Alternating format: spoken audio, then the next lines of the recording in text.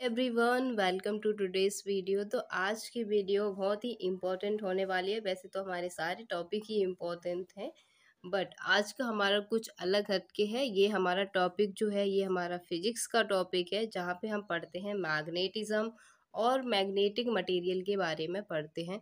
तो आज का हमारा topic of the day 7th है, 7वां वीडियो है, 7वां दिन है। ठीक है, तो न्यू वीडियो है, नया दिन है और नए तरीके से हमें इसको पढ़ना है। ठीक है, आई होप आप सब बहुत अच्छे होंगे और बहुत अच्छे से अपनी पढ़ाई भी कर रहे होंगे, और जो मैं आपको टॉपिक पढ़ा रही हूँ वो आपको बहुत अच्छे से क्लियर भी हो रहे होंगे। और कोई भी दिक्कत हो प्लीज़ हमें कमेंट करके ज़रूर बताया कीजिए।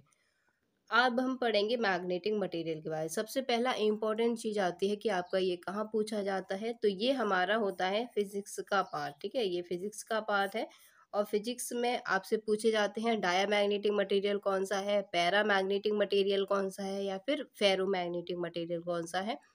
आपके यहाँ से इनके एग्जाम्पल या फिर इनके एप्लीकेशन दिए जाते हैं और आपसे पूछा जाता है। ओके, तो सारी चीज़ों को मैग्नेटिक मटेरियल के बारे में आज डिस्कस कर लेंगे। जो भी हमारा जीएस का पार्ट है वो यहाँ से आपका कवर हो जाएगा। तो सबसे पहले हम देखते हैं मैग्नेटिक मटेरियल। मैग्नेटिक मटेरियल क्या होते हैं? Material which attracted by magnet called the magnetic material. ऐसे मटेरियल जो मैग्नेट के द्वारा अट्रैक्ट किया जाता है उसको मैग्नेटिक मटेरियल कहा जाता है। कैसे? हमारे पास एक मैग्नेट है, मान लिया हमारे पास ये एक मैग्नेट है, ये एक चुंबक है। ठीक है, तो आपने कभी बचपन में भी बहुत सारे हम एक्सपेरिमेंट करते थे, जब हम देखते थे कि अगर हम चुंबक को किसी लकड़ी के साथ चिपकाते थे तो वो चिपकती नहीं थे। किसके साथ? किसी लकड़ी के साथ अगर उसको चिपकाते थे तो वो नहीं चिपकती थी।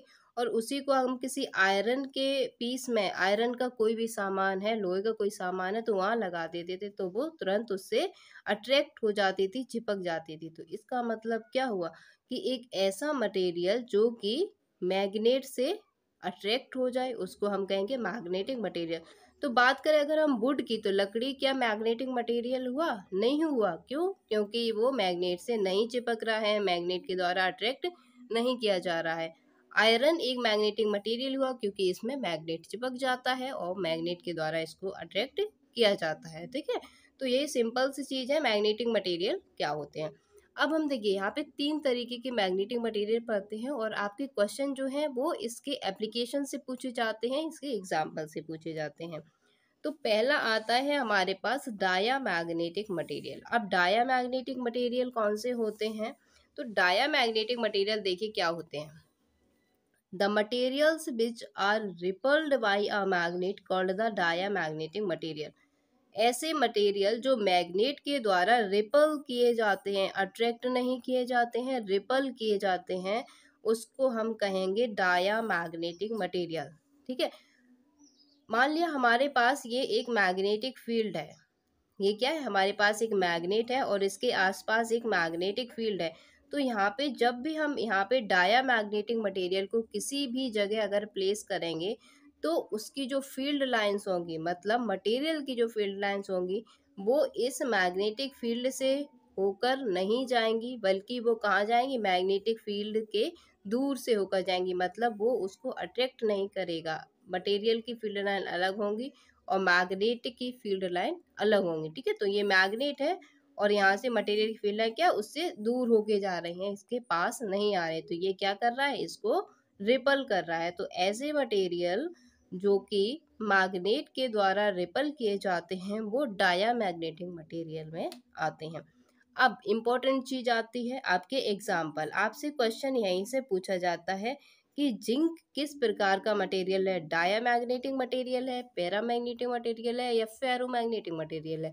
तो आपको बताना है कि डायामैग्नेटिक मटेरियल है जिंक। ओके, अब ध्यान जो रखना है, ये तो आपने पढ़ना है सिर्फ किस तरीके से डायामैग्नेटिक मटेरियल काम करते हैं, बट ध्यान जो रखना है, याद जो रखना है, वो होते हैं आपके एग्जाम्पल। ठीक है, तो डायामैग्नेटिक मटेरियल कौन कौन से होते हैं?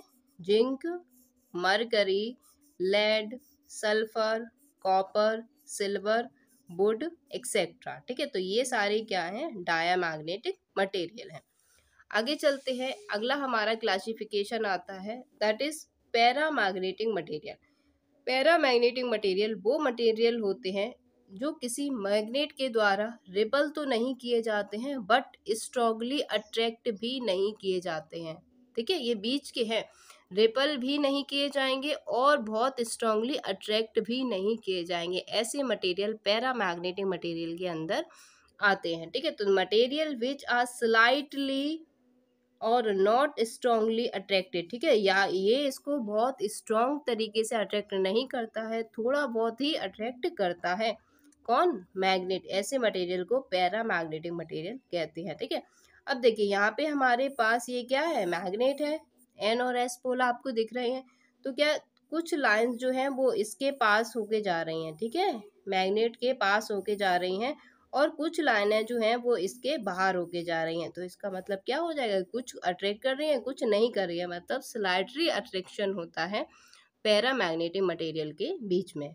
तो कौन कौन से होते हैं पैरामैग्नेट, अगेन आपको ध्यान रखने हैं इसके एग्जाम्पल। ओके, तो कौन कौन से होते हैं, पहला आता है aluminium, platinum, manganese, sodium and oxygen. Oxygen is very very important, बहुत बार आपको पूछा गया है कि ऑक्सीजन किस प्रकार का मटेरियल है, तो ऑक्सीजन एक पैरामैग्नेटिक मटेरियल है। ओके, नेक्स्ट चलते हैं, अगला हमारा आता है फेरोमैग्नेटिक मटेरियल। क्या हो जाएगा, अगला हो जाएगा फेरोमैग्नेटिक मटेरियल।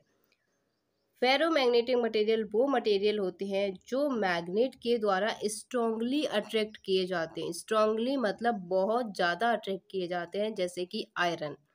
आयरन में जैसे ही आप मैग्नेट को आयरन पीस से थोड़ा दूर भी रखते हैं, तब भी आप देखते हैं कि चुंबक जो है वो आयरन के पीस को अपनी तरफ खींच रहा है। क्या कर रहा है, अपनी तरफ खींच रहा है। तो इसका मतलब क्या हुआ कि दोनों के बीच में एक बहुत ही स्ट्रॉन्ग अट्रैक्शन फोर्स लग रहा है। ठीक है, तो the material which are strongly attracted by magnet called the ferromagnetic material. ठीक है, तो कौन कौन से होते हैं ये, iron, cobalt and nickel. Iron, cobalt और निकल जो है वो फेरोमैग्नेटिक मटेरियल होते हैं। ठीक है, अब यहाँ पे देखिए फेरोमैग्नेटिक मटेरियल जो होंगे वो सारी की सारी इसकी जो फील्ड लाइन होंगी वो क्या करेंगी, मैग्नेट को पास करेंगी, क्योंकि ये क्या है, बहुत ही स्ट्रांगली मैग्नेटाइज हो जाते हैं। ठीक है गाइस, एक इम्पॉर्टेंट बात और बता दूं कि जितने भी मैं यहाँ पे टॉपिक पढ़ाती हूँ इससे रिलेटेड जो क्वेश्चन है या फिर इससे जो क्वेश्चन बने हुए हैं वो मैं वहाँ पे कम्युनिटी पे पोल डालती हूँ, तो आप प्लीज़ उस पर वोट किया कीजिएगा। पहले टॉपिक को पढ़िएगा, उसके बाद वहाँ पे वोट करके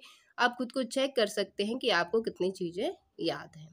ठीक है, सो आज का हमारा टॉपिक यही था। आई होप आप सबको सारी चीज़ें क्लियर हो गई होंगी। अगर कोई भी प्रॉब्लम है तो प्लीज़ हमें कमेंट सेक्शन में कमेंट करके ज़रूर बताएं। Thank you.